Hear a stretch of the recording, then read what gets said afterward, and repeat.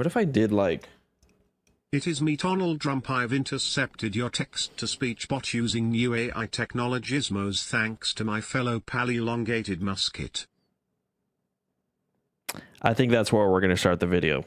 Okay, so let me just get into it then, since that's where we're going to start.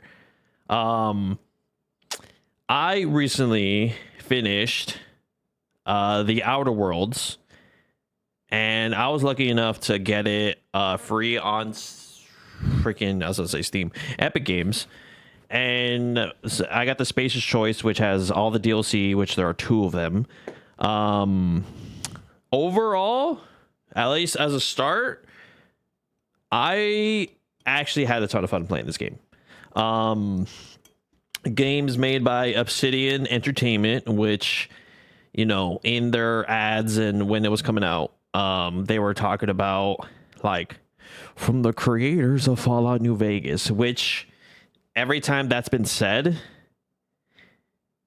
it's been nothing but backlash so far. I know a hot take is probably that I'm trying to take this off to... I'll talk as I try to take this off. I know like a big thing that when the game was coming out, at least from what I remember, is that the game was relatively mid upon arrival.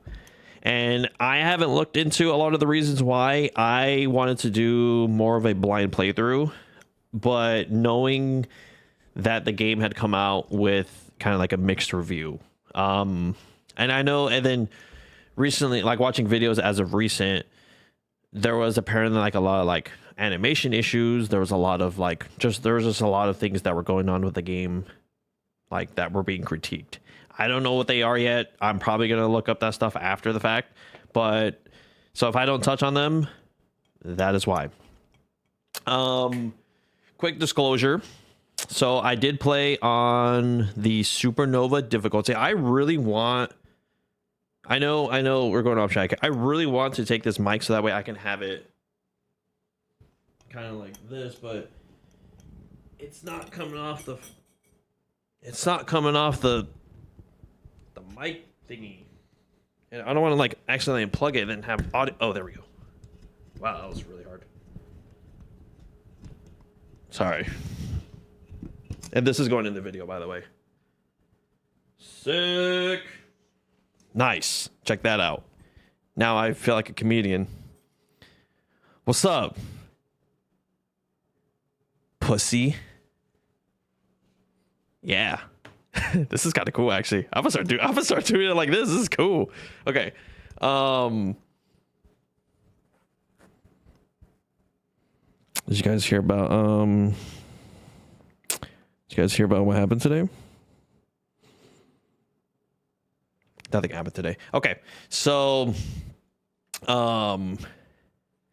what happened? Nothing. Get fucked. Idiot. Okay, so I played on the look at it go. I played on the Supernova difficulty, which is the hardest difficulty. And I try to say this in every single one of my discussions talking about games is, why am I out of breath, dude? I'm so out of shape. I try to say this about a lot of my discussions whenever I talk about like any video game, is that I try to play on the hardest difficulty because I want the game to challenge me and I want to engage with more mechanics because of that hard difficulty. So I recently played Horizon Zero Dawn on the hardest difficulty as well. And you know, there's the video on that, and I go into discussion on like the additional mechanics that like to be used. And usually the one I refer to as like an example that I think does it kind of well is The Witcher. The Witcher 3 specifically. So what they do in there is on the hardest difficulty, I think it's not Witch Hunt or just like Death March or something like that. They have you engage. They kind of force you to engage with the different mechanics of the game you wouldn't have otherwise on lower difficulties, because these mechanics help you in combat. And so that's kind of why I like to see what games offer at their max difficulty. I did play vanilla, although I don't know if there's any mods for this game. I didn't really look into that. I did think about it. I think it would have been cool. I would have, kind of see what kind of mods are in place, but I don't really know. Bless you.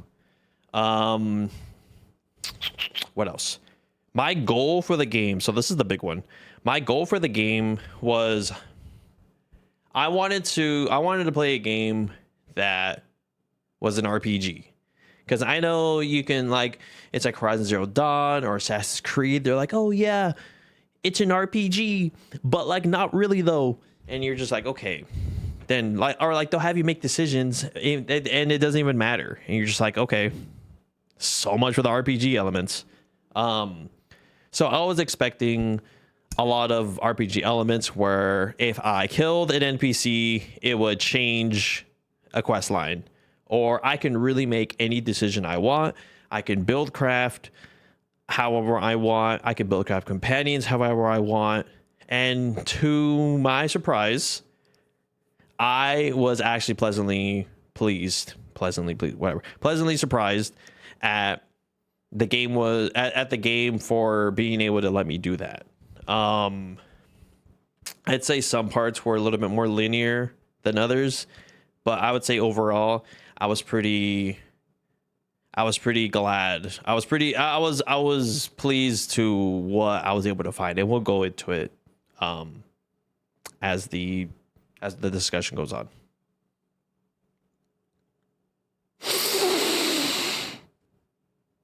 Okay, so we'll go into the structure of the game. This is the next portion. I know we got the intro out of the way. We got the disclosure out of the way. So how the game is set up is we'll start with how you'll kind of advance through the game. So at the beginning of the game, you'll have your selection of your perks. It's like the special perks or the special attributes from Fallout games, except these can't really be changed or upgraded unless you have like an armor piece that like gives you like +1 charm or +1 dexterity, whatever it is. And these go into your skills, which are like one-handed melee, two-handed melee, your guns, your hack, your lockpick, whatever it is. And so that's kind of how that's set up. So at the beginning of the game, you'll choose that. And it was really nice to see the game give me raw statistics of like what it was affecting. So if you were to upgrade your charm, it would say 10%, 25% companion ability cooldown. You wouldn't lose as much rep with factions. You would gain more rep with factions, and there was raw numbers behind it, which I really want more games to do. I want to see raw numbers. I want to see, like raw, like the 25% more damage, 15% more damage, whatever the number is. Even if it's like, hey, you make noise up to this amount of meters, and then after that, your noise drops off or whatever, if you're doing like a stealth playthrough. The game doesn't always do that, especially with like the special weapons or like the unique weapons or unique variants, I should say. It does that for a lot of things though, where you can see raw stats and you can see down to like DPS, raw damage, just whatever it is whatever it is you're looking for. And so I guess that kind of brings me into talking about how the combat works, or at least like the way the guns are going to be set up is I would say there's a decent variety of weapons in the game, but I was kind of surprised on how little there was. Because you have like I guess the way it's set up is that you have like your baseline guns, and then as you progress through the game, those guns get better. But there's no different variants, and so I could probably think of all the guns that are in the game. Okay, so you have a light pistol, a revolver, and then you have a shotgun, and then you have a hammer, like a two-handed hammer. You have the blade, the two-handed blade. You have the scythe, and then there's a light machine gun, heavy machine gun, grenade launcher. There's a plasma rifle, plasma carbine. There's the auto pistol. There's the auto mag pistol. There's 2 different sniper rifles. Is that everything? There's a bladed weapon. Then there's like the various like tool weapons, but you'll never even touch those. The point I'm trying to say is that I am able to I'm able to have the weapons at the top of my head, and which shows that there wasn't a whole lot of variety. Of course, there's like unique variants of these weapons that you'll find pretty frequently, and then you'll find a different class of weapons called science weapons. And so that's where it was okay. I'd say it was okay amount of weapons, but it wasn't like a whole lot. I mean, there's a few I'm thinking of right now, more of them. Like there's like a stun baton, there's like a two-handed like electric spear, plasma launcher, shock launcher, flamethrower. But really, it was not like a whole lot. You would think me naming these it would be a whole lot, but there's not really. And the thing is, like a lot of these are kind of like they're average. They're not really. There's not anything special. They don't look like some of the weapons look cool, but a lot of them were very plain. The animations kind of plain too of the reloading. Like the game, like the gunplay was very stiff. It didn't feel weighty. It didn't feel like I was shooting a gun.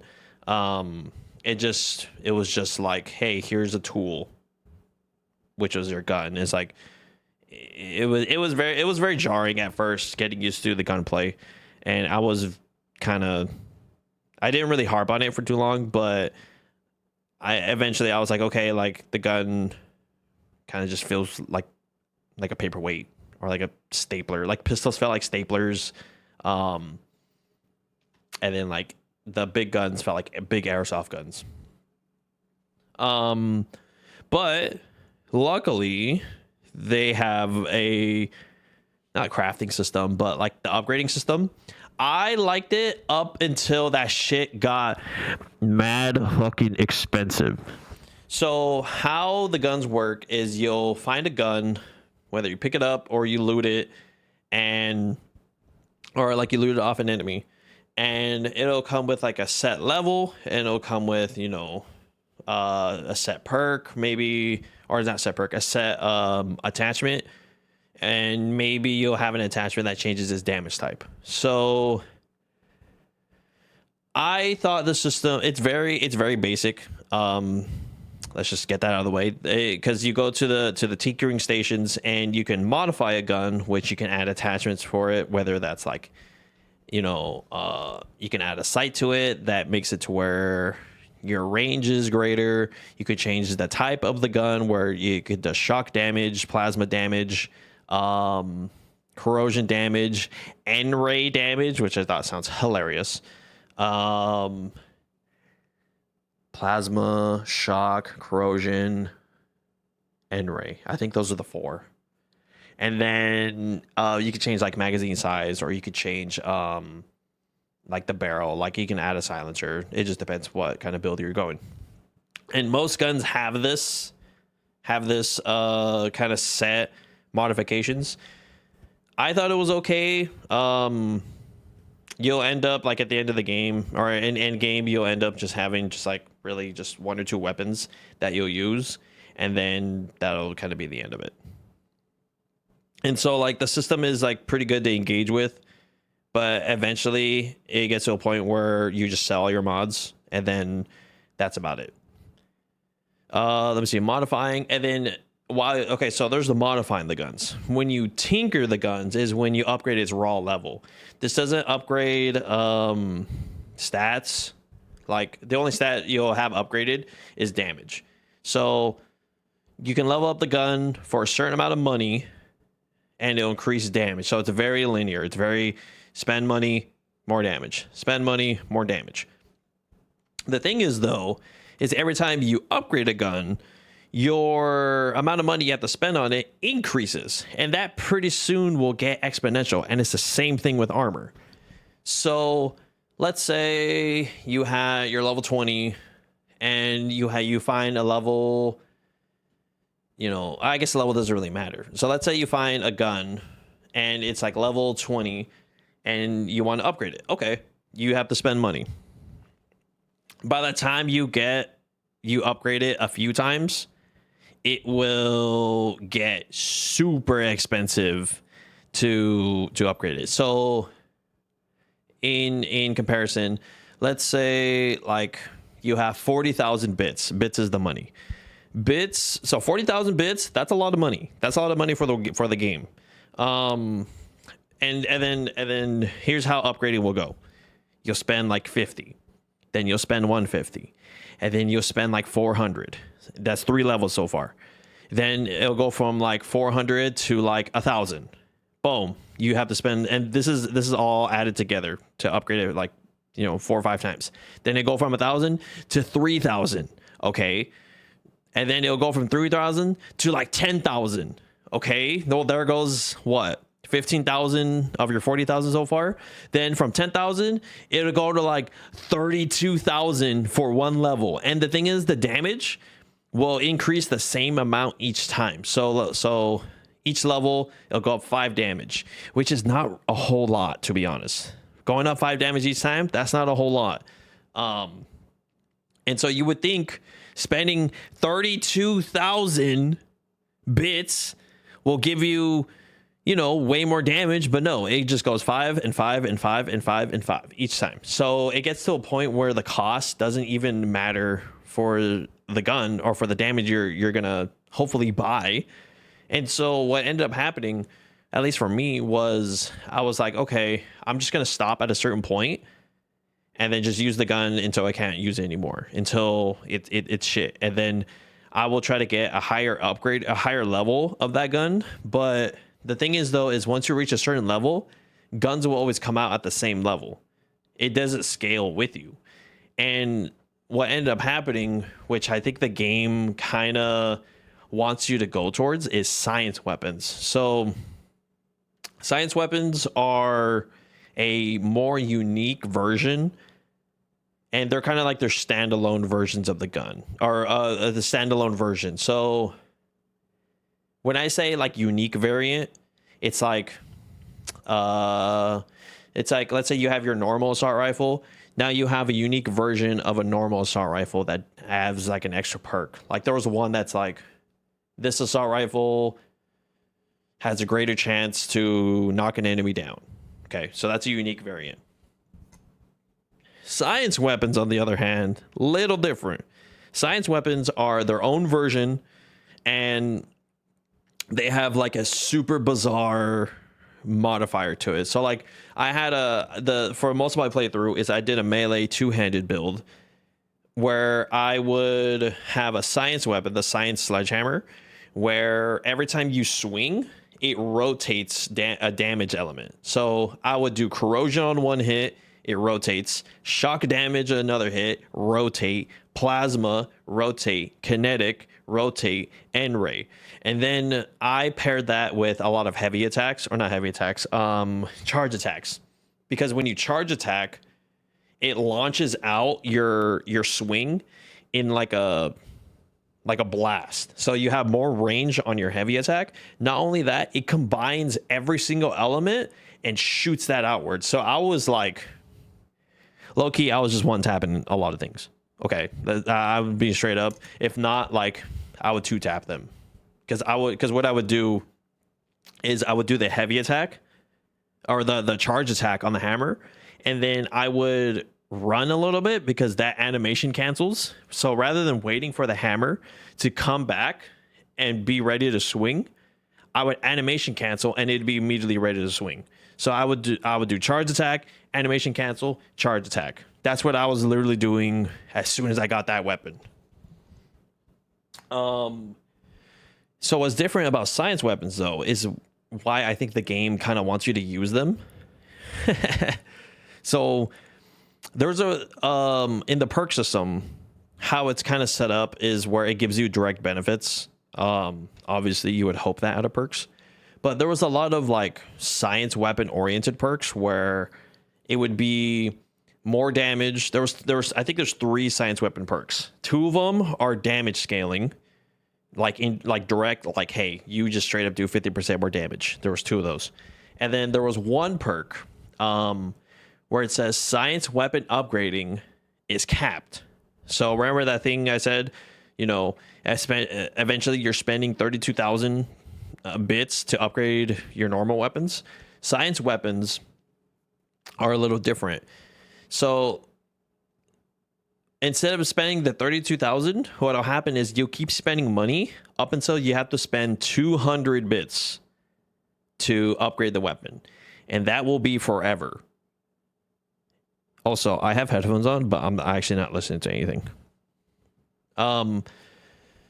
So what'll happen is you'll spend like 10 bits, you'll spend 90 bits, you'll spend 150, and then you'll spend 200, and then for every level after that, 200, 200, 200, 200. And so what that does is that you're always able to upgrade these science weapons to where they're always matching your level without the cost of having to spend exponential amounts of bits. And so I decided to just do that. And I think the game kind of wants you to, because you can't expect someone to be saving up 100,000 bits just to increase your armor or your damage by 4 or 5. That's nothing.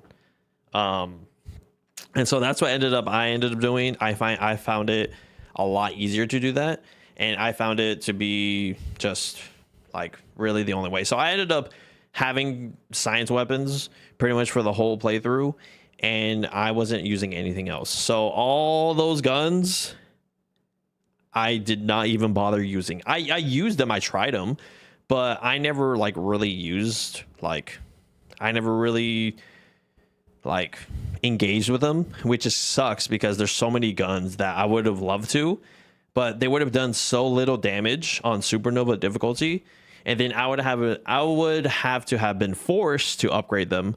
But since they cost so much, I wasn't going to. I was like, no, it's not worth it. Just to try it, no, I'm not going to do it. Which really sucks. I was kind of sad about that, not going to lie, because there were some guns that were kind of cool. Okay, so there's that. There's kind of how science weapon works. The way perk system works, this will be like a whole deep dive on the perks. Okay, so you get XP, you level up, you have 10 points to spend on your skills, which is like I can increase my two-handed from 0 to 150. So I would put 10 points into that. And then I eventually ended up as having like super high hacking, lockpicking, and science, because I really wanted to use science weapons, and I really wanted to be able to get anywhere, pass a lot of the speech checks, get into any locked door. And so that's kind of how that was. So you get 10 points, and then every 2 levels you get to pick a perk, which after you get like the 10 essential perks, the rest are kind of useless. I'm gonna be honest. There's a lot of perks in there that are dog ass. They're dog water. They're buns. Okay. Especially a lot of the TTD, the tactical time dilation, I think is where you kind of like slow down time. Those ones, no, I that system, I never engaged with it, and it's so like, I never used it so much. I don't even think it's worth talking about it, to be honest. All I can tell you is that there's a mechanic in the game. You can slow down time. Like, you could still attack. You could slow down time. If there's a meter, it recharges over time. That's all really it is. And there's perks to make it better. There's perks to make your damage in that mode better. But honestly, I could just charge attack and one tap like most enemies. And this is on the hardest difficulty, which I think is insane, because if I was playing on any other difficulty, I would have gone to board a lot quicker. Okay, because combat did get a little boring, where I was like, I didn't need to turn my brain on at all to freaking to like super like I'm on the hardest difficulty. Why am I turning my brain off to do in combat? Like, it's that easy. That's what's crazy, is that I probably had about maybe an hour of 2 hours of total gameplay where I was like, oh my God, I'm struggling. Like, I was having to use the dodges, you know, I was having to do my dodge because I was doing a two-handed playthrough. So I was like, I couldn't shoot. Well, I could, and I did at some points, but I was more or less bonking motherfuckers with a hammer. And so I would, like, in the first hour, 2 hours of gameplay, it was pretty difficult. But once I started getting my build together, oh, it got so easy. This game got so easy, so quick. And I'm playing on the hardest difficulty, which what it does, I keep saying that. I should probably mention that the hardest difficulty makes enemies have more health. They do more damage. And I think you do less damage. And then on top of that, if you suffer from a status effect, it's permanent until you go to sleep in a bed. But you can only sleep in the bed in your ship, and you can only fast travel to your ship. Which, if I'm being honest, that's not how you do difficulty. Having only being able to save and clear status effects in your ship, I don't think that's how you do difficulty. Because what ended up happening, and there's a water, food, and sleep system, but that's easy. Go eat, go drink, go sleep. Go sleep. So what ended up happening was, whenever I would clear a camp or clear a location or clear an encounter, I would go back to my bed. I would fast travel to my ship, sleep, save, and then go. Because autosaves were super limited, where you couldn't autosave yourself. You couldn't manually autosave. The game would do it for you. But it would really only do it at, like, main story checkpoints or milestones. So it got to a point where I just kept saving at my ship after I cleared a camp. So I'd have to do a lot of running back and forth, because you can't fast travel other than to your ship. So that's kind of how that was, which was kind of annoying at first, but it eventually, once the game got easy, I was doing that less. So that's it was kind of nice. So that's kind of what that looked like, which not really, again, like, to be honest, it wasn't that hard. Like, the hardest difficulty was not that hard. What were we talking about that led up to that? Oh, the perks. So there was the perks. Perks were useless, which is kind of crazy to say, because the perks were like, there was some good ones that were melee oriented, but there's not really a whole lot that are like gun oriented. There's like a few good ones, but at that point, it got to a point where, like, my last 10 perks I got, I was like, oh, I would just pick this up, because I don't know what else to grab. The rest were superfluous. Is that how you say it? Superfluous perks. I'm just trying to be fancy. So that's kind of how that works. What I did enjoy, as like a minor topic, or as like a little subtopic or whatever, was the RPG elements of the game, where your build mattered to conversations. It wasn't as well in depth as New Vegas had it, where, let's say I was a member of the NCR, I can make NCR type of dialogue choices. Or if I had like Animal Friend, I can make Animal Friend types of choices where some dialogue was actually coming from the perks that I picked up. It was just like, if you have a high Persuade, a high intelligence, a high lie, or a high intimidate, you can make certain dialogue choices. But it wasn't like, oh, I picked up this one special perk, this led me, and this opened additional dialogue like New Vegas did. It did. This wasn't here, which I was sad about, but I still appreciated a lot of the speech checks that were involved, because there was some speech checks I wasn't able to pass, which I think would have helped a lot in not initiating combat. But I was like, I was low-key kind of evil. Okay.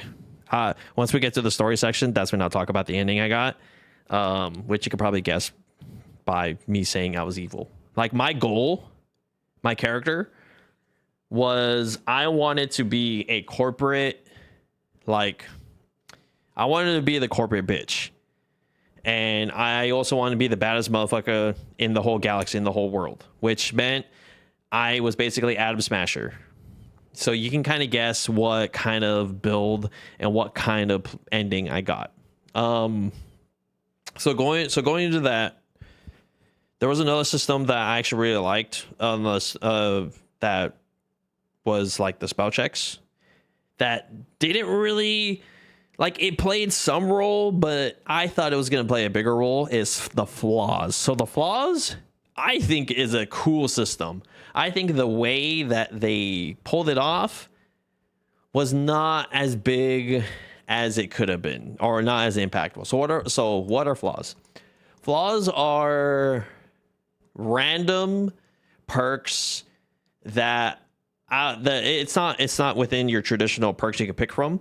These are perks that are consequential to your playthrough. So what do I mean by that?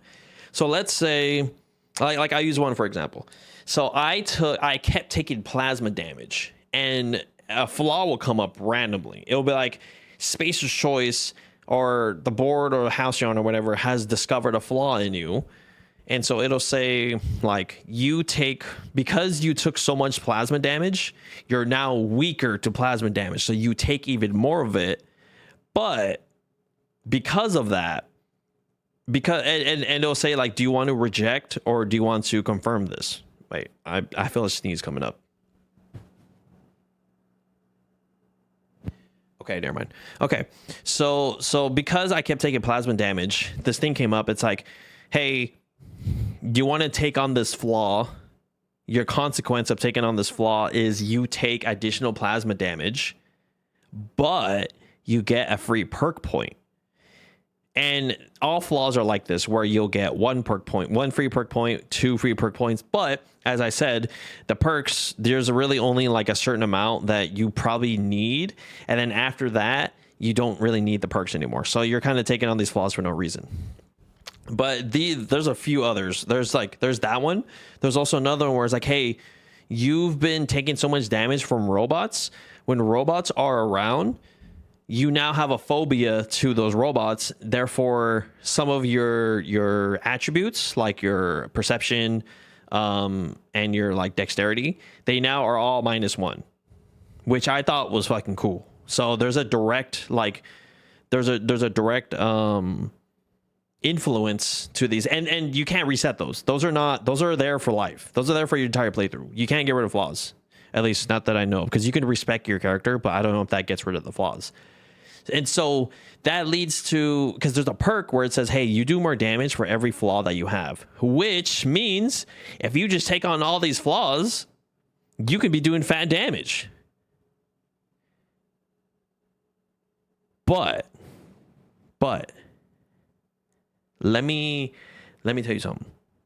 You don't need that perk. You don't need all those flaws. You don't need that damage, because you start doing fat damage by the time you reach mid game, which is like, okay, if enemies aren't challenging anymore, what's the point? Or what's the point of getting these extra perks when a lot of the perks are easy to get and you don't really need most of them? You probably need like 25% of them. The rest are just all either very niche or build oriented, which I really enjoy the flaw system. And I had this idea where, okay, so let's say I take plasma damage. instead of having it be, hey, here's a free perk point, how about you have it to be where, or you have it set up to where it's like, hey, you take more plasma damage, or like because you took so much plasma damage, you are susceptible to plasma damage, but you also, deal more plasma damage. Or when you take plasma damage, you get enraged and some of your other skills go up. Or if there's a robot, if there's a phobia for robots, okay, I take more damage from robots, or some of my skills go down, but or like here's was a good one, the phobia one, because there's a lot of phobias. There was like a lot of like phobias to people, phobias to robots. It just depends on what you're encountering the most. Okay, so how about instead of giving me the perk, a free perk point for being scared of robots, because I'm scared, I want to run away. My adrenaline starts pumping more because I'm scared of these robots being around me. Therefore, hey, your sprint speed is increased by 25% when robots are around because you're scared of them. You start getting nervous and you're like, oh, I want to run away. I want to run away from these robots. I think that'd be super cool. I think if it was set up that way, it would have been a lot better rather than just, hey, some of your stats get lowered, which don't really matter in the long run. It wasn't like detrimental, and you get a free perk point. I think that's too easy. I think that's like a lazy way of doing it. I think if they had it to where like, you have sprint speed or whatever it is, I think that would have been super cool. There would have been like a reason, like, hey, because you're scared, you run faster because you're scared, So it just kind of like, I think that would have been cool. But unfortunately, combat encounters are not really anything crazy. Combat encounters mostly are set up to where there's like 5-6 enemies that you have to fight. Some of them melee, some of them gun oriented, and that's it.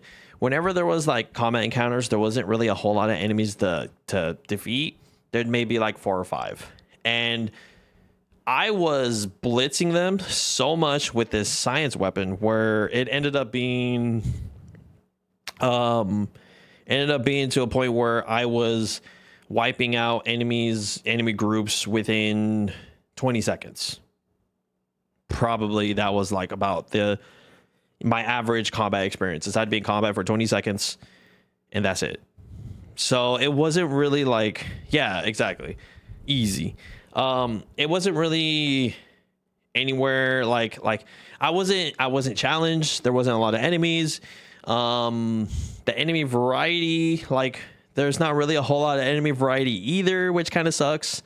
And I guess at this point we're going into like the combat of the good and the bad, which actually would be a good setup or a good transition.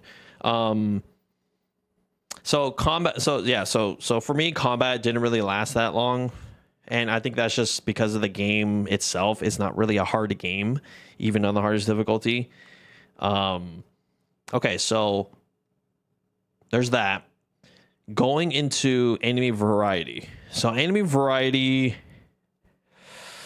was pretty low. I ain't gonna lie. The enemy variety in the Outer Worlds was not the best, and that's because I will name you all of the enemy types, all the enemy variants in the game. Okay, you have primals, which are like these like ape creatures. You have the mantisaurs, which are another creature. You have the canids, and then you have the raptidons, and then you have like these little bird manta ray things that weren't even a challenge, to be honest. And that's it. Let me make sure. Let me double check. Off the top of my head, I think there are only 4 creatures in the game. And the game has like maybe 12 unique variants.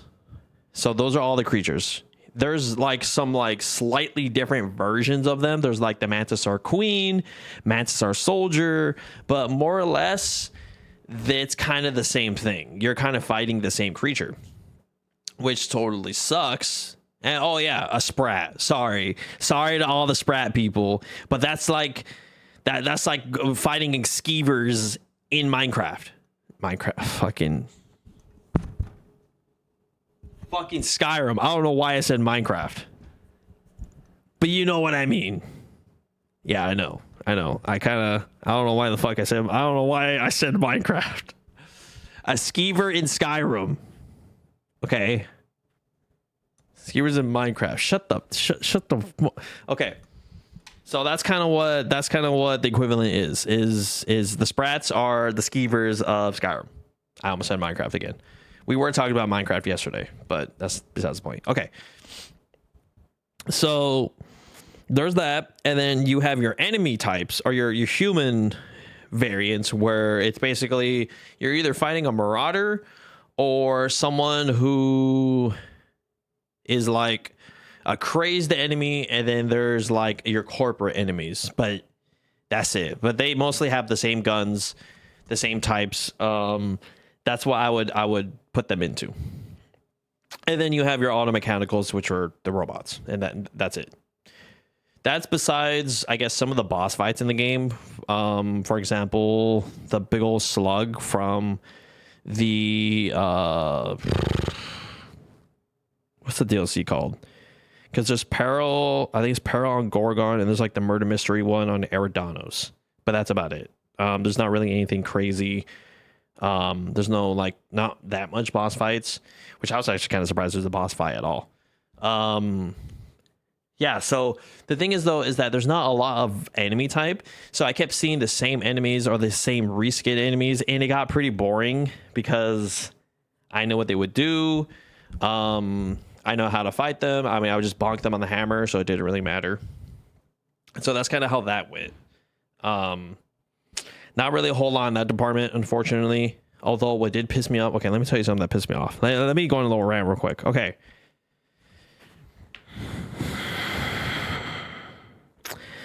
Why the fuck did the Fallout New Vegas creators not think of this? Because in the hardcore, very hard mode in the game... This looks funny. So in the hardcore, very hard mode in the game, they had a thing, okay, in New Vegas. It's called a fucking doctor's bag. Okay, a doctor's bag. This thing was fucking cool because let's say, hey, I broke my leg. Hey, I broke something. I have a doctor's bag. It's a heal item, okay? A doctor's bag is a heal item that you can find or make. If I broke my leg, stim packs no longer worked. I can heal with a doctor's bag and get rid of it. Okay. For whatever reason, they thought, hey, in the hardest difficulty, you can suffer status effects. Whether you're crippled, whether you're maimed, whether you have a concussion. Oh, you want a doctor's bag?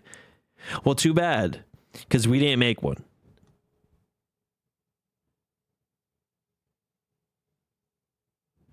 For whatever reason, they were like, hey, on the hardest difficulty, you get these status effects, and you can't do nothing about it other than sleep. Remember, you can only sleep in your ship. And you can only save in your ship. And you can only fast travel through your ship. So if I have a concussion, I have to fast travel to my ship, sleep, and then the concussion is gone, which doesn't make any sense. Why do I sleep away a concussion? I go into a coma. So I have to go into my ship, sleep, get rid of the concussion, and then I leave. And then I have to run all the way back to where I was at to continue what I was doing, because you can't fast travel other than through your ship. So why the fuck did you not make a healing item that got rid of it? Why is that there? Why is that something that wasn't in the game? You had it in your previous game that you made. So that wouldn't make any sense. Like, and the thing is with like, okay, so let's say I got crippled. My run and my general movement speed was like halved. So I can only move at half speed. Okay, so now I have to go to sleep to get rid of that. Let's say I was mained. I think your damage is reduced by like 50%. You can't cure these. There's no splints, there's no doctor's bag, nothing like that. You can't, there's no bandages. So that's how that works. So, and then concussion, I think your bunch of your stats are down by like 1, and then your swing speed for melee weapons. Oh, okay. Swing speed for melee weapons is like halved. Okay, cool. I have a concussion. I can't swing as fast. Okay, so why the fuck does my automatic weapons have reduced fire rate if I have a concussion? That doesn't make any sense. I have an automatic gun. Why does me having a fucking headache and make my fire rate at 50% less? Like, what are we doing? Huh? It doesn't make any sense. You didn't have that in your other game, so why is it there? Okay. So harping on the status effects and the what do you call it? And the healing. Okay, so how you heal in this game, it's I would say it's interesting. Okay. Your heal is an inhaler. Like literally an inhaler. Like you get they call it a medical inhaler too. So you go up and you just fucking take a whiff. That's how you heal. Okay. As you level up your medical skill, you can get modifiers to this inhaler. So if you imagine it, you have an inhaler base as a heal, and then you start adding different ingredients that you can have preset. So let's say every time I heal, I also swing my melee weapons faster, and I can run faster. And on top of that, I don't know, I take less damage. I have my armor rating goes up from this inhaler. Cool. Why do you have such complex systems? Or it's not even that complex. Why do you have a system set up to where your heal can take away status effects or have your swing speed faster, but I have something to get your fucking concussion? I don't get it. This is literally what the inhaler looks like. It's like noise warning, by the way.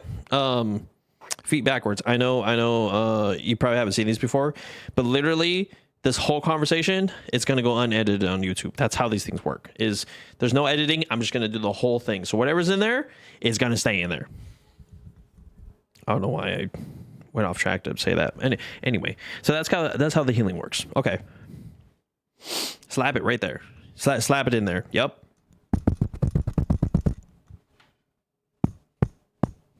Like a cat. Okay. Okay, the story. No, we're not going to do the story yet. We're going to do companions. Okay. I love the companions. Not even most of them. Like 2 of them. Okay. Maybe 3. Most of the companions were fine. I especially enjoyed Ellie, and I especially enjoyed Parvati, which is basically what's her name? Pan Am from Cyberpunk. I loved Ellie because like she was like the gunslinger badass in the universe. I liked Parvati because she was like the naive girl trying to figure out how the world works because she's been isolated in her little colony town for a long time. Whereas like she's innocent, she's naive. Then you have the gunslinger and like the ruthless like mercenary. Those 2 together were probably one of the best duos that I had with me. because they were in direct contrast to each other. And what was okay, Parvati's voice actor did Aloy in Horizon Zero Dawn. Her voice actor, or that voice actor, I forget her name, she fucking killed it. She absolutely nailed her role. And I think so at first I was like, oh shit, I'm hearing Aloy. And then it pretty soon got to a point where she was able to kill her role so good where I was like, I was getting like actual person vibes. Like there was like a genuine connection between me and Parvati. I was so impressed by a lot of the little conversation pieces she would throw in there where it sounded so much like how I imagined Parvati was. Naive, innocent, like she was always wanting to help people, like because the companions, they chimed in on your conversation, they chimed in on the decisions you made, they chimed in even if you're just out running out in the normal world. They would talk to you, they would give their feedback, they would even talk to each other without you even intervening, which I thought was some of the coolest fucking thing ever. There was one specific part I loved so much. It was in the Gorgon DLC where you have to go to the Groundbreaker in the subsystems, and then the guy was like, hey, I ain't gonna let you through, you're not coming through. And then one of the speech checks was having Parvati in your party after completing her companion quest, because her companion quest was the leader of the Groundbreaker, like the lead mechanic. They get into a relationship with each other with Parvati. And so the guy was like, hey, you ain't gonna get by here. And then you're like, okay, so you're telling me that you're gonna hurt the Groundbreaker's lead mechanic's girlfriend? And then the guy was like, what are you talking about? And then Parvati chimes in on the conversation, and she goes, hi, girlfriend here. And then the guy's like, oh shit, okay, never mind. My bad. We're not gonna deal with that problem. Go right on ahead. And I was like, that was so fucking cool. Being able to have completed my companions like story quest, like their own companion quest, and then have it be a factor in the DLC. And that's when I was like, okay, companions are fucking cool. And then like you would have Ellie there, like she would chime in on some things. But I started getting so involved with these two companions specifically where I was like, okay, I feel like I need to have them at all times, which I think Obsidian kind of favored these two because they had, especially Parvati's companion quest. She had the most like fleshed out companion quest. And there was there was a ton of involvement. It was a super long companion quest, whereas everyone else can be finished relatively quickly,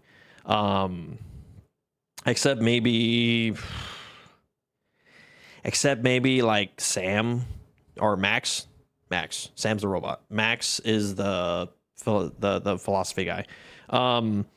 I feel like there was a lot more effort put into Parvati, but that also is a double-edged sword because now everyone else in comparison looks kind of lame, but she looks really good. And so it's like there was a lot of energy put. I mean, her voice actor killed it. There was a lot of her dialogue was fleshed out. Like I knew a lot about Parvati because the game put a lot of effort into this companion. I would say Ellie is like not like a close second, but she's a pretty good second place of how much you can get to know about her. Where she's like this like solo mercenary, but she's really resistant to people helping her because she thinks people are going to stab her in the back. And then you slowly start to convince her like, hey, I'm gonna back you up. Hey, we're going to do your quest, or we're going to solve whatever it is you want to do. I'm gonna help you out. And she's like, you want something in return. Like no favors are ever out of niceties. You want something in return. And then you slowly convince her like, hey, no, I just really like you. I think you're cool. So that was her companion quest. Max's companion quest, he was like this super religious guy, and then he's trying to find like this like book that's in French, but no one knows French except for like one person. And he's trying to decode this book to find the secrets of the universe, because he's like trying to find like the equation of the universe, and he's trying to get like the answers of what the universe and all creation like is. Like he's trying to figure that out.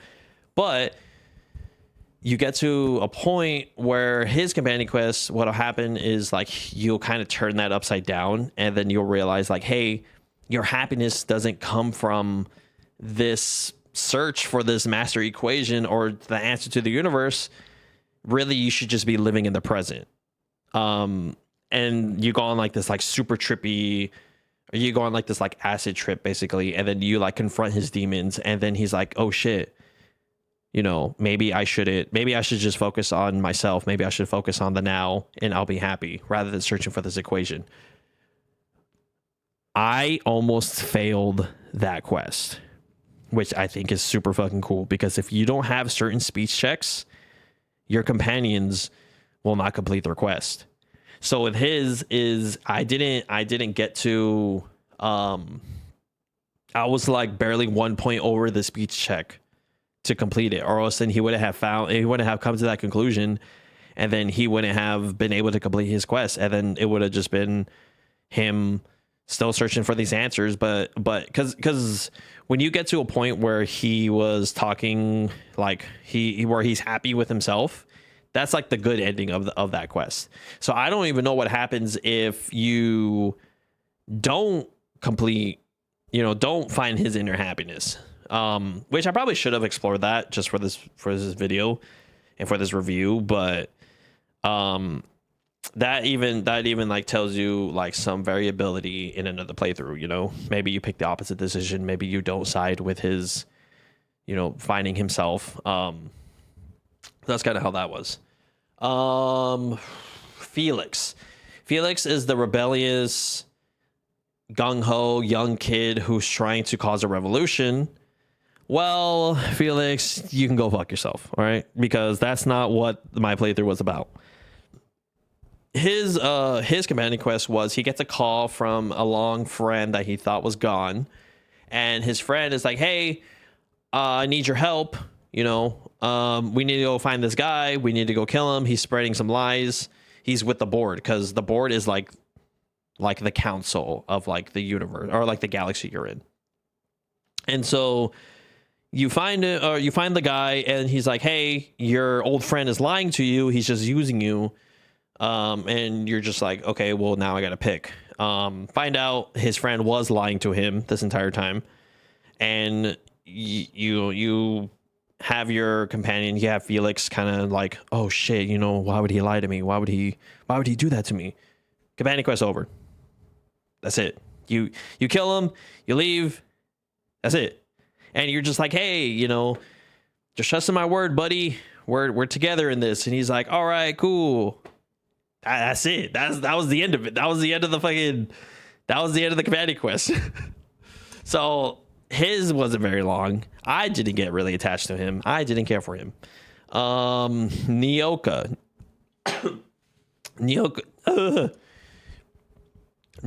is your like wild girl. You know, she's like out in the wilds. She's hunting creatures. She's trying to, you know, avenge her squad, because her squad was killed because they were trying to get to another planet, but the person on that planet who was part of the squad didn't end up, was like, do you know what? I'm actually not going to try to help you guys. I'm going to live on my own. They all ended up dying. Her whole squad was dead. They got killed by this like Mantisaur queen, where you end up wiping out the queen, the lair, and then you set up like gravestones for everyone, and then that's it. And she's like, okay, we avenged everyone. That's fine. She's okay. She didn't really, I'm kind of summarizing these like very, probably wrong, and probably very loosely, but that's just because a lot of these companions they weren't as fleshed out as they could have been.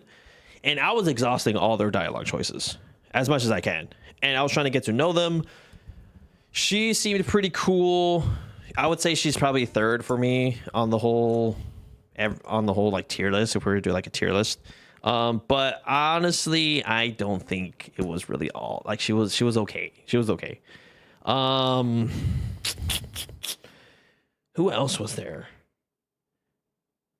I think that's everyone. You have, and then there's like Sam, but he's a robot, and you don't have him. He doesn't have a companion quest. He's just chilling. I believe that's all the companions. Okay, so with that, every time you complete their companion quest, they get like an additional perk, which most of the time they weren't really that great.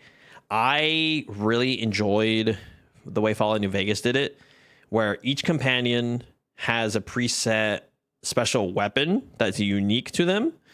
And when you complete their companion quest, they have a perk that has more impact, because a lot of the companion perks in the Outer Worlds weren't as impactful.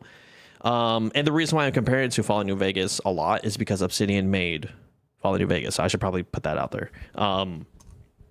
So that's why. So I have like a lot of expectations coming from that game, because I played a shit ton of New Vegas, and so I want to see how they evolved or how they changed. On top of completing the companion quest in New Vegas, not only do they get additional perk, but they also get a unique outfit to them, which I think is so fucking cool. Unfortunately, the way the Outer Worlds does their companions is they have it where it's the companion is pretty vague. Like, they have a unique outfit, they have a gun that they can use, but the gun can be picked up in the world like any other gun. Like, for example, I think Parvati starts off with a pistol and a one-handed hammer, like a special hammer. It's like an impact hammer. You can loot those off any other enemy. You can find those out in the world. So the whole concept of a unique weapon doesn't matter. You can also put on, you could equip them with any armor that you find out in the world, which kind of defeats the purpose of their unique appearance. So at the end of the game, all my followers had like the really chunky, like reinforced power armor, because it had the highest armor, and it wasn't really anything unique about them, which kind of ended up sucking pretty bad, because I miss the idea of like being able to have my followers look unique, have unique weapons. Like, for example, like Boone's like hunting rifle with his magic fucking one-shot bullets, or just anything like that. Like, really, stuff like that is what I really enjoyed about the game, or about New Vegas, that I wish that would have been made an appearance in the Outer Worlds, but it did not. So the thing is though, is that there's two ends of that though, because let's say your followers have a unique armor and a unique weapon, that sucks ass. Okay, if it's ass, then there's nothing you can do about it. But if it's really good, then you're like, okay, you're badass. On the opposite end of that, of having customizable gear, you can give them the best armor, you can give them the best guns, but they all end up having like a meta, kind of like a more meta gear, and which kind of, not Metal Gear, meta gear. And so that's kind of what that ends up looking like, which I can see both ends to it. I think I just prefer the New Vegas style of like being able to have a unique appearance and a unique gun. I think that's what I can say for companions. But I loved how much they were involved. Overall, I love them because of their involvement in your story, because they have differing opinions too, which is super nice. Like Parvati, like whenever I was out killing innocent people, okay, in a video game, in the Outer Worlds, okay, this is talking about video game, okay, in a video game,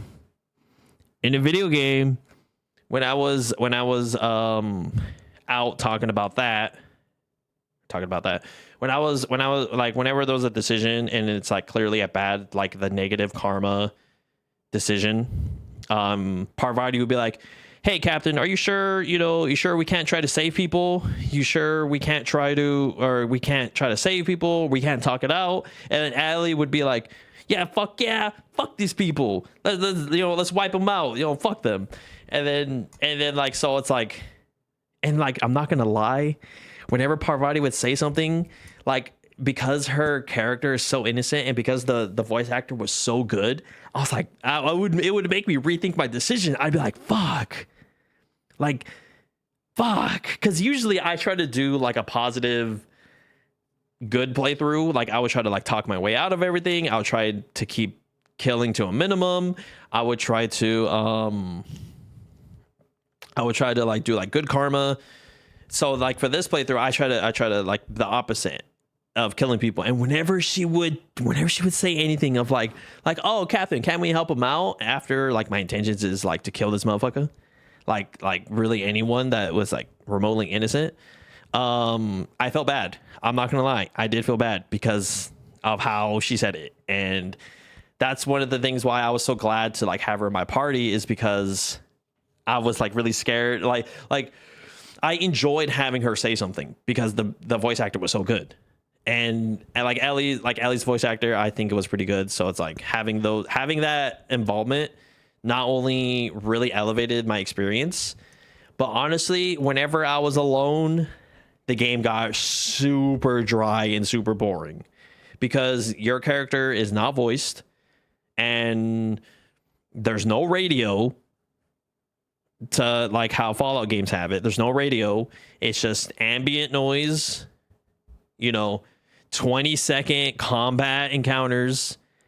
Like if you're alone, you have your ambient noise and you have 20-second combat encounters to keep you occupied. But other than that, that's why other than that, that's it. And so that's why I had so many followers, I had followers to join me, is because they were adding it's crazy how much they were adding to my experience, where I was making it very clear. I was like, damn, it feels super dead not having them. And so I think companions, I think they were fantastic. Okay. Exploration. I think exploration was, I want to say basic. I think it was basic. You have the map variety was okay. The map flow was really good, but it was more set up to where you have different planets that offered different things. Okay, hold up. Let me crack open a sody and then I'll talk about exploration. This is going in the video, by the way. All of it is. It's all going in there. It's all going in there. I have meat thawing out over there, and I think it's ready to marinate. But I don't know if I want to marinate it or not. Okay.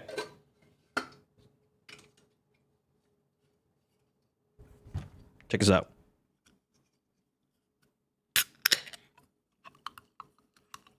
Yeah.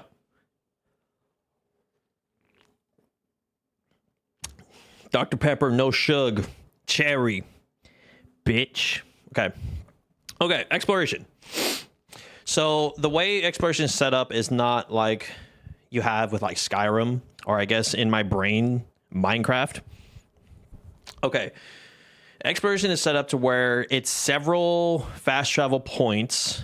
Like, think of it like biomes, but you can fast travel to each one. So, and it's it's a space game, so you have different planets. Each one, the game takes you through all of them, which is kind of cool. The main campaign will take you through all of them, and they're set up to where there's various points of interest, and then there's a lot of like dead zones in between where there's not a lot going on. Definitely exploration is set up to where it's more points of interest than it is a whole world that feels nice to explore. They're relatively small, except for, what's it called? Monarch? The one with all the creatures. And the thing is carbonation. The thing is with a lot of the planets is that you won't spend a lot of time unless you're like me where you want to explore everything and do everything. But even then, I found that I wasn't spending a lot of time on these planets because they're not very big. There's not very much points of interest. And except for Monarch. Monarch is really the only one where a lot of the story happens. And the map is very big. So you have that. And the thing is though, is that I say that you don't spend a lot of time on these planets, but that's also without fast traveling. Because remember, hardest difficulty, you don't have fast travel. And so I can't even imagine how it would be if I was on a difficulty where I could fast travel, because then I would be fast traveling across map instead of running my ass over there. And so what ended up happening is that I would clear these planets pretty quickly, even with all the side quests. I would clear these maps fairly quickly, except for Monarch. Okay, everything I'm saying here is except for Monarch, because that's a big planet. A lot happens. It's a big map. And the thing, and the main thing is that like a lot of the environments,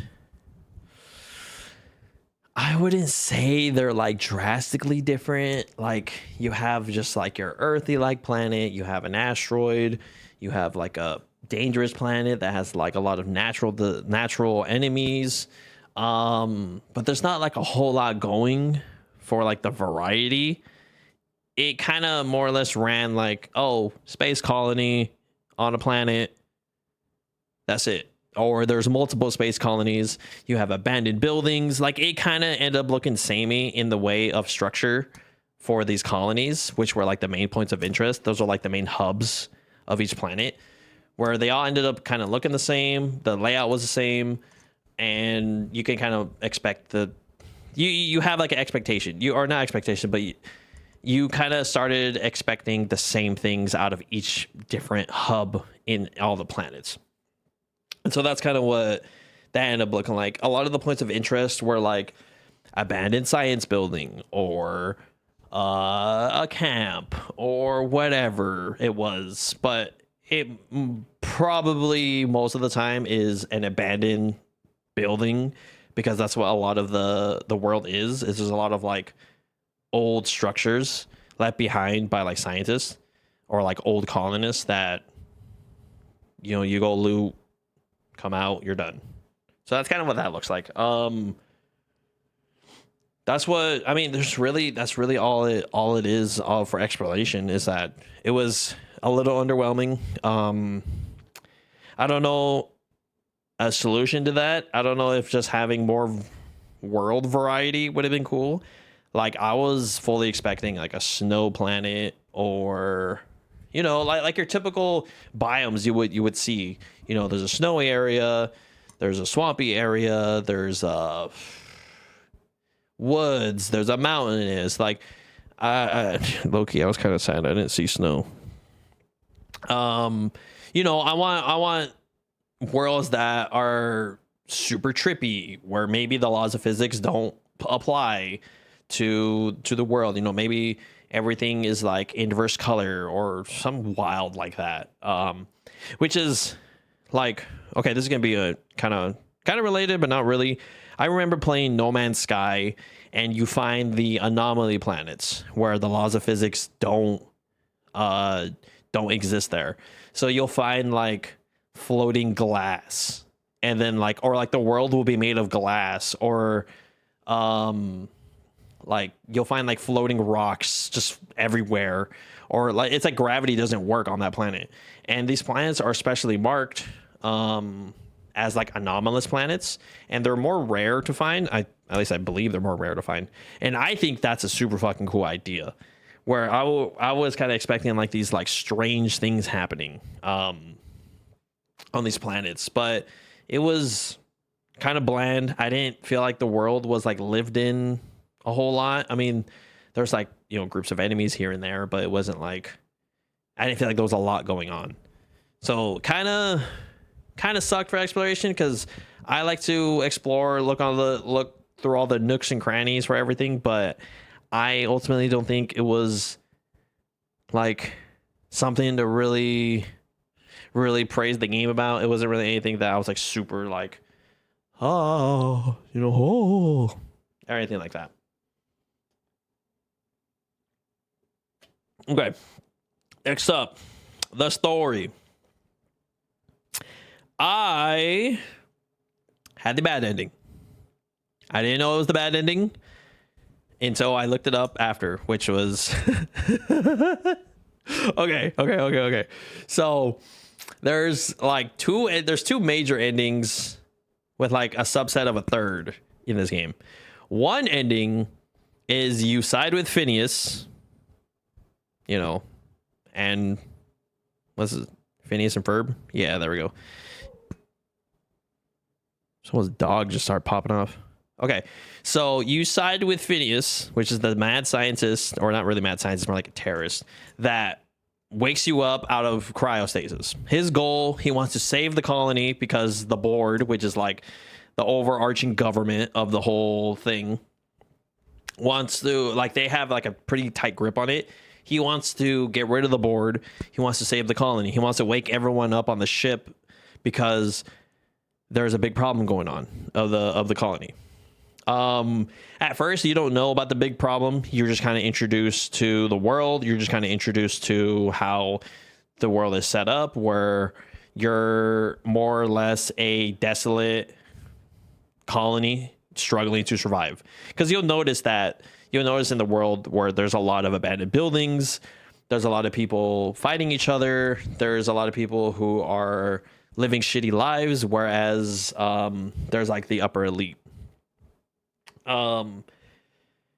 What you end up finding out is that this colony, they call it the colony, but it's really the combination of like all the planets and all the planets and human civilization that's in this little galaxy. It's called the colony. So whenever I refer to the colony, think of just like basically the whole world, the whole playable world. So the colony is at risk. No one knows it. Only like the board, Phineas knows it, and like the scientists who like work for the board, they know it. So the colony is starving because what's happening is the colony lost contact with Earth, and so there's no food shipment coming in. The thing is, though, is humans are not adapting fast enough to be able to consume a lot of the food that's on these like hostile worlds. And so you start finding out about this information. You start finding out that people are slowly dying out, that there's less people because of starvation and because we can't eat the food that's on these planets. We can eat it. The thing is, though, it's killing us a lot faster than we're evolving. And so we have to rely on like human food, or we have to rely on the food on these planets. But the thing is, though, it's killing us a lot faster. And so there's two solutions, which is like the two endings. You can either side with Phineas and you can wake everyone up, all the scientists, and have everyone band together against trying to fix the starvation problem. And it provides hope for the colony. It provides like they have like a winning chance. Or, which is what I did, you can side with the board, which their solution, it's like the lifetime something program. I forgot what it was called. I just finished the game like 2 hours ago. So I don't know what that means. Whether that says something. So what the board solution is they're gonna get basically the working class, and they're gonna put them in cryo sleep until a solution is found. What they're actually doing is they're getting people in cryo, and they are keeping the elites alive. So the top 1% is able to stay awake or not be in cryo, whereas the rest of the working class are slowly putting into these pods of cryo sleep until a solution is found. Obviously, that's the bad ending because they say that the program is working in like the ending like dialogue. They say that it's working, but really all it's doing is you're putting you're in the, you made it, you climbed the hierarchy, and you're now the 1%, and you make sure the 1% stays the 1%, whereas everyone else slowly starts getting into cryo. So that's the bad ending. Yeah, it definitely is a bad ending.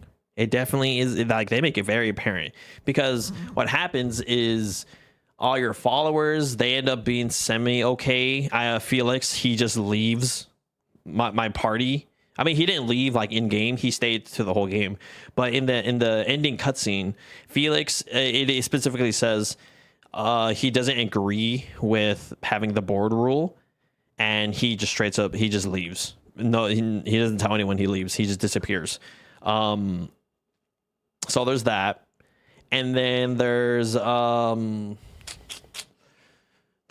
two big ones where he leaves, and then Parvati has nightmares of being frozen to death, and so she ends up not helping her girlfriend in the Groundbreaker, which is like one of the main areas. It's like a big ship, and so because she's stricken with these nightmares, their relationship ends up going to shit, and then they break up, which was like one of the saddest things ever. But that's because you pick the bad ending. That's the result of the bad ending, which is the saddest thing ever. But that's kind of what it ends up. But I mean, hey, you end up becoming a member of the board, or not really a member, but you're more like, you're like one of the lead. You lead the program that's putting people in cryo, so it runs smoothly under your command. You end up reaching the top, but you kind of fuck over everyone else on the way up. So that's kind of the ending I got. I thought it was pretty funny just because it was the bad ending. I mean, I accomplished what I accomplished, but at what cost? So that's kind of what happened. Let me see. But the story, I mean, there's a lot of like over exaggerated like corporate humor that's etched in at the very core of the game. So like there's a lot of like someone could be dying, their leg cut off, and then they could be like, oh hey, take my pistol. It's a Spacer's Choice pistol. All right, it's not the best choice. It's Spacer's Choice, and then they'll just die. And then they'll still repeat their corporate slogans even while they're dead. And so like that's kind of like the type of humor you can expect from the game. Most of it, no, I would say like 75% of it landed. I think it was fine. The 25% of it sometimes is a little too much, where like a moment is trying to be serious and they would still throw in the humorous stuff. And I'm like, I think you could have done a lot better. I think you could have like had like narrative beats where you could have made it serious and would have hit a lot harder. That being said, okay, so that's the main story. That's the experience I had. The side quests,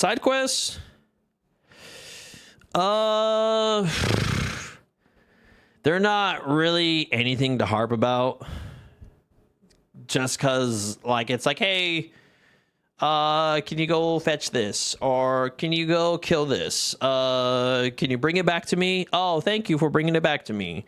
There was really nothing about side quests. There wasn't a whole lot of them either. Like there was a good chunk of them, but I would say that most of them were basic. There's just like a fetch quest, or go kill this, or and a lot of the times it's like, hey, can you go talk to this person? I was like, we have emails, we have phones, can we just call them? Or we have like the little Telegram, or not Telegram, they have like it's like a Discord video call, or it's like a Zoom call. It's like, can we just talk to these people, like rather than me having to travel to go talk to them? Like, can we do that, please?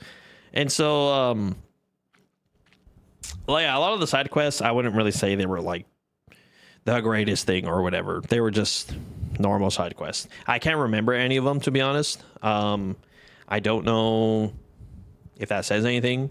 I can remember a lot of the good side quests from like New Vegas, like kind of like going into one of the vaults of the red versus blue vault, and you find out that they're like trying to like they're like going at odds with each other, and then there's a side quest that's directly involved in that. Or like you try to kill a lot of the fiends, like leaders, and then you find out more about the NCR snipers, and you find out they have like a whole ass personality and a whole ass backstory to killing these fiends in a side quest. And you start learning, like, one of them was like, you know, trigger warning, but one of them was like abused, like sexually abused, and they have like a super fucked up psyche, and you're just like, this is a side quest. Like, why am I feeling for this side quest character? Like you have like a whole life and you're spilling it, and I enjoy it. Or like, what of like a really good like side quest is like the ones in The Witcher, where it's like you defeat the I forgot what they're called, the noon wraiths, or like the wraiths. And it's like the one that's like she had like a failed marriage, and you have to go kill this like noon wraith. And it's like, I thought that's like a super memorable one too. And so I don't know. I mean, I don't know if it's just because they could do a lot better with the side quests or not, or whether they can have them more fleshed out. I don't really know what the solution is. A lot of other games do it differently. But I mean, they did have me spend time doing them just because I wanted to see what they're about. And honestly, a lot of the times I was realizing, like, oh, you just want me to go grab a thing, let me spam the skip button. So that's kind of what that ended up looking like. Okay, we'll touch on the DLC and then we'll call it good. That'll be chill. All right, so there are 2 major DLCs for the Outer Worlds. I forgot their names. I know there's like Peril on Gorgon, and then there's the murder mystery one. I don't know why I can't remember them, but I think they're like the theme of them were super cool. I did them in the wrong order. At least I think I did the harder one first, and the one that probably came out sooner or later, not knowing that was a specific order I was supposed to do them in. But I'll start from the one that was the easier one, the Peril on Gorgon. So what this one is you're hired to do an investigation into one of the major like corporate factions, Spacer's Choice, because they developed the drug. But the thing is, though, is as you're uncovering a lot of how they developed this drug, you find out that it's pretty sick. They start developing this drug as a something to help the working class work more efficiently. It's like a super caffeine, basically. And so what ends up happening is you find out that a lot of the marauders that are throughout the colony that you fight came from this drug testing, because initially the drug testing made them violent, made them have like I think they called it fatal delusion or fatal schizophrenia. And that's where these marauders came from, is from this drug testing, which is super cool, because you find out like, oh shit, like a lot of the guys that have been fighting throughout the colony came from this like crazy drug testing. And then what was insane was that the people that died, or the people that they wanted to get rid of, what they would do is they would process their dead bodies through these machines. It's like a garbage compactor where it would like cube the garbage, but you would find cubes of people, and you would find out that this company was like processing these people into cubes of meat, and then they would get rid of them. And it was super fucking crazy, because I was like, holy shit, this got dark. And then your companions were like they were legitimately scared. Like I can hear the fear in their voice, where they would be like, hey, like, can we get out of here? Like they would like their voice would be trembling, like, and they would be like comment of like, oh shit, like I will never be able to shake this from my mind ever again. And it was like, it added so much more. Again, how the companions add so much more to your story. It kept adding to like this like gruesomeness of these like test subjects, or these experiments to make this drug, like the super caffeine. And the thing is, it's like the project to create this drug was dropped. It was scrubbed from history. It was scrubbed from records. So there's this person that's like, hey, like this mysterious person that keeps bothering you, and they're like, hey, stop digging for answers. Please leave this project to die. It doesn't need to be revived.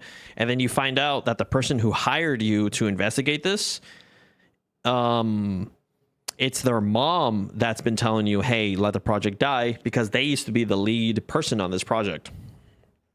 And so the lead person is telling you, hey, this project was horrible. Let's end it. And then the other person who hired you is like, I want to revive this project. I want to be able to I want to finish the drug, but not do it in these gruesome ways. At least so they said. So I, being the corporate, the corporate bitch that I am, I sided with the person who wanted to continue with the drug creation, and ended up killing their mom, which is that's the ending, is that you either kill the person, you either kill the daughter or the mom. So I killed the mom. And then the project gets restarted, and that's kind of how that plays out. From the ending of actually I'll touch on this later. So that's how that was. That one probably lasted 10 hours, I would say.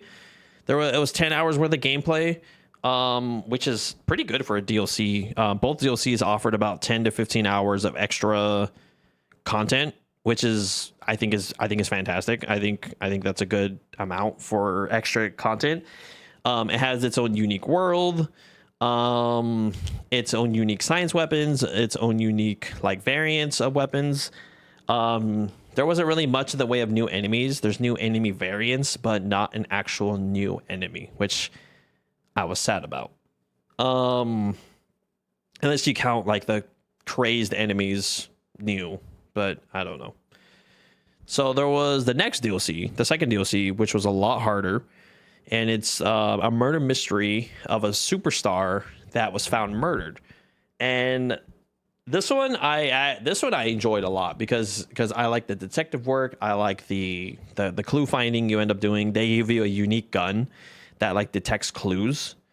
And so you're going around with this little gun, you're scanning everything, you're making sure did I get all the details? So you're looking into all the leads, and then some people start dying during the case. And so whoever you presume to be who murdered the superstar, her name is Halcyon Helen, or at least that's her superstar name. Whoever murdered her is also murdering all the leads, the people you have to talk to who are the leads who know information about it. And so people start getting dropped, you start running out of leads, and then you get to a point where you got all the details, and then you talk to the guy who hired you, and you're like, hey, here's the details. His facility gets attacked. There's a twist. The superstar who got killed has a twin sister who's been killing all the people that were avenging, or she's avenging her sister, because all of these people are in on what's going on, that are tied to the murder, where she's like, okay, I'm gonna start killing my sister's suspects. And the whole premise of that is that they killed the sister because the guy who hired you wants to have these parasites attached to everyone, and these parasites give you infinite happiness. But it was weird because you talk to these people who already have parasites, and they're like, oh, welcome to the Rizzo, try our Rizzo Spectrum vodka. And they're there's a parasite sticking out of their neck, and it's just it gave ominous, you're a happy pill, kind of thing. And so they're being controlled. So if you and the guy who hired you knew all this, he was just leading you on this investigation to get rid of the sister who ends up being alive. And she's like, hey, they're trying to control the colony, let's get rid of him. You find out that you've been chasing after the twin sister this entire time, which I kind of I kind of had a feeling it was going to be like a twin sister type of scenario, and the reason why is because none of the clues were really adding up. Like I knew by the time I was almost done, is like, okay, the person who I've been chasing is female. They're really good at shooting, and that was about it. That was really it. And so I was thinking, like, at first I was like, okay, the superstar either faked her death and she was really good at shooting, or she has a twin sister, because none of the leads and none of the suspects were matching up to what was going on, to who like it was aiming towards. So like if you were pretty good at like being like if you can like if you have an imagination for like tropes of murder mysteries, you can probably guess that too, because you're like, wait, there's no one really I can think of that fits any of the descriptions that you know of. And then you start thinking, okay, maybe it's a twin sister, maybe she faked her death, whatever it is. That DLC was super fun too. Again, offered a new area, unique science weapons, not really much in the way of unique enemies. Again, there's just enemy variants. And then again, like 10, 15 hours of gameplay. That one was a little bit longer, and it was definitely harder. Like I got DPS checked pretty frequently. And so like once I was able to kind of get a footholding, it got to a point where like I was like, okay, now I can handle this DLC. But that one was definitely harder. Guns were higher level, enemies offered more XP, quests offered more XP on completion. That's kind of what that looked like.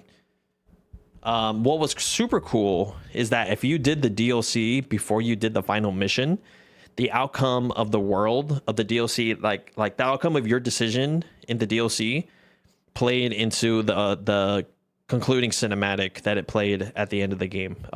That sums up kind of like a progress report or like a summary of like all your actions in the world, like what happens to your companions, what happens to the colony, what happens to the DLC. I thought it was super cool. New Vegas did that.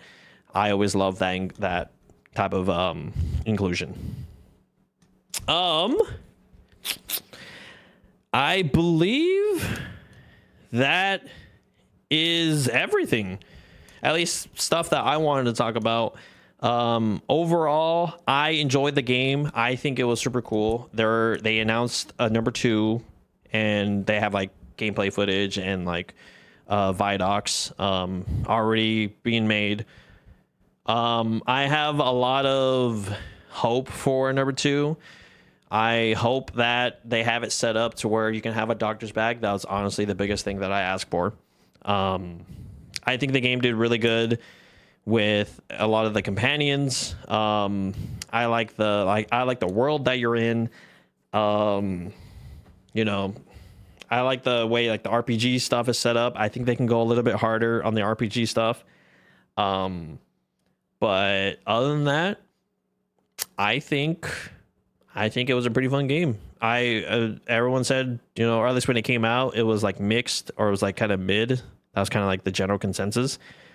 One thing. Okay, this is gonna be completely random. The one thing that I couldn't get over was how good the eyes looked. For whatever reason, the eyeballs in the Outer Worlds, why do they look so good? They look so lifelike. It was so weird because I was so like, for me, I'm a person who like kind of gets scared of extended eye contact, and I was feeling that when I was looking into these characters' eyes. I was like, this is kind of awkward.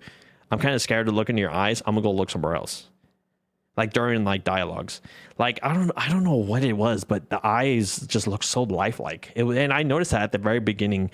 Like I was like, what the fuck? Like your eyes look so beautiful.